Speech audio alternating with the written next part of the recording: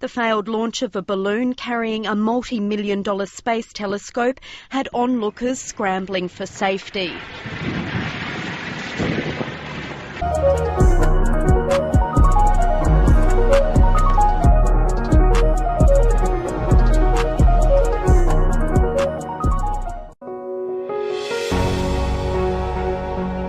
Above the clouds,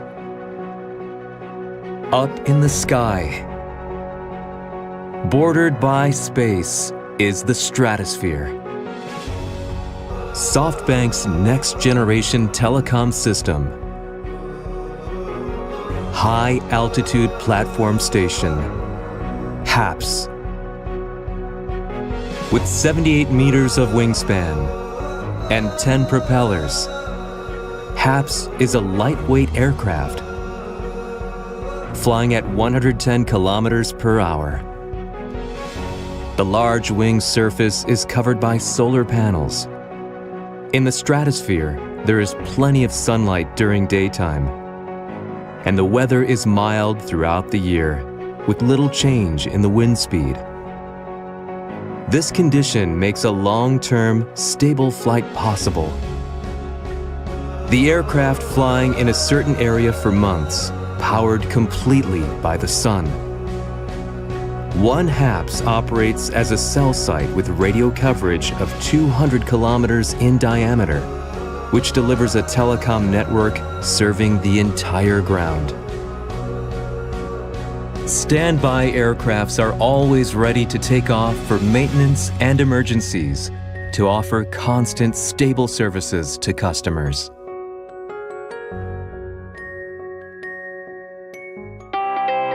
As close as 20 kilometers to the ground, HAPS realizes low-latency, high-quality telecommunications. HAPS uses the same frequency with the one from on-ground cell sites, so existing devices will work without any upgrade. A system is used where HAPS does not interfere with the on-ground cell sites.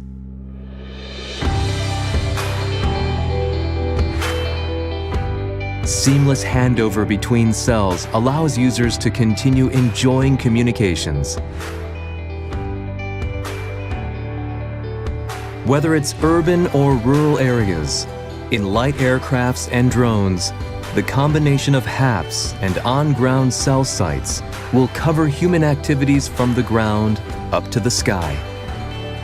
With HAPS, there are no boundaries in the future telecom network. HAPS will lead an information revolution. A revolution spreading happiness for everyone is about to begin. SoftBank will continue to create a broader future. Imagine a fleet of silent, solar-powered vehicles flying high in the stratosphere, revolutionizing the way we connect, monitor, and protect our world. Welcome to the world of high-altitude platform systems, HAPS. Operating at altitudes of up to 20 kilometers, HAPS hover above weather systems but below satellites. This unique position allows them to deliver seamless internet to remote areas, monitor climate change, and respond to natural disasters. Picture this instant internet access in areas that never had it before, precision monitoring of forests for wildfire prevention, and disaster relief coordination when seconds matter. Powered by solar energy, HAPS are a sustainable solution. They can stay airborne for months, providing continuous coverage without the environmental cost of traditional systems. Their versatility is unmatched, used for national security, border patrol, and scientific research. HAPS are shaping a smarter, safer planet. High-altitude platform systems redefining connectivity, monitoring, and sustainability from above. The future is high above us. Explore the potential of HAPS today. Unlike satellites, HAPS are more cost-effective and easier to deploy. They don't require expensive rocket launches and can be repositioned quickly to address changing needs. During emergencies, HAPS act as first responders in the sky, restoring communication networks and providing aerial views for faster decision-making. Behind this groundbreaking technology are brilliant minds pushing the boundaries of what's possible, creating systems that serve humanity and protect our environment. In the near future, HAPS could replace cell phone towers, reduce the need for ground-based infrastructure, and create a truly global connected network. What goes up must come down. What goes up must come down and drop it to the ground. And drop it to the ground. It was NASA's multi-billion-dollar blunder in the Central Australian desert. A report into the crash of a space balloon has found a lack of safety precautions could have resulted in deaths as onlookers were sent running for their lives. It was a takeoff in the Central Australian desert with high hopes of exploring the final frontier. Instead, plans came crashing to the ground. The failed launch of a balloon carrying a multi-million-dollar space telescope had onlookers scrambling for safety. There was just lots of noise and we really thought we were gone. It was just an instance of chaos outside. We were expecting to be wiped out. The cargo broke free during takeoff. It was dragged out of control, crashing through a fence into a car. It left onlookers running for their lives. Just barely made it out without getting smashed.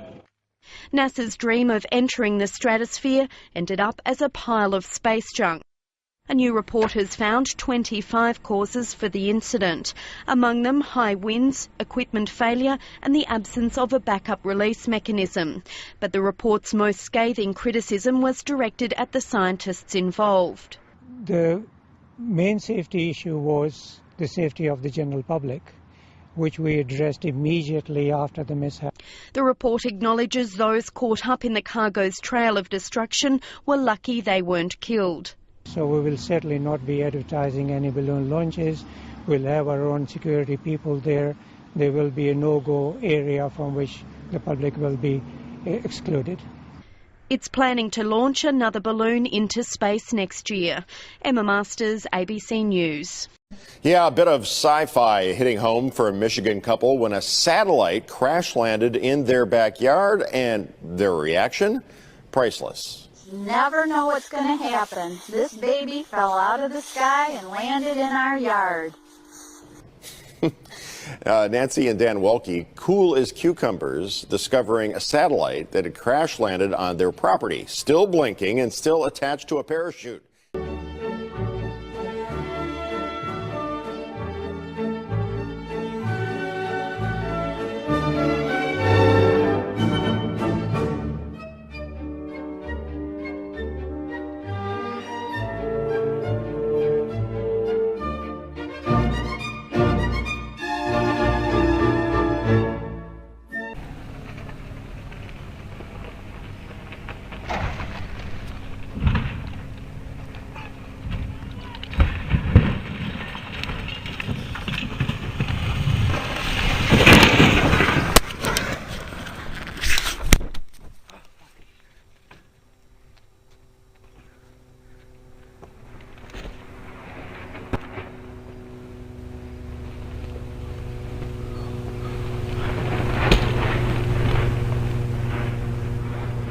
Aí, ó, satélites caiu aqui na Jacami. Tá vendo o Globo? O Globo. Ei, Globo.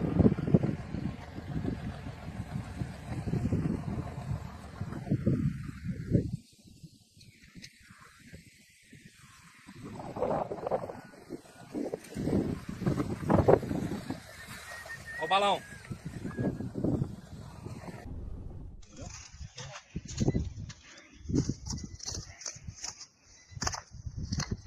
Uma foto da pra cima.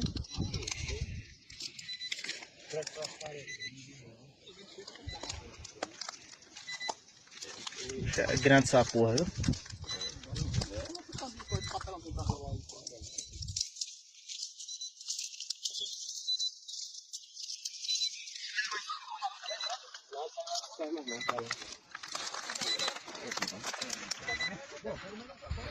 Lona tem muita aí, cara. Lona pra quem quiser aí.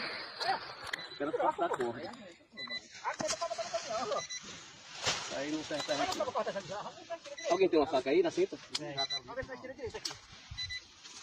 Até falar esse bicho pra lá. Vamos puxar ele pra lá. Quero só a corda. Vamos puxar ele pra lá.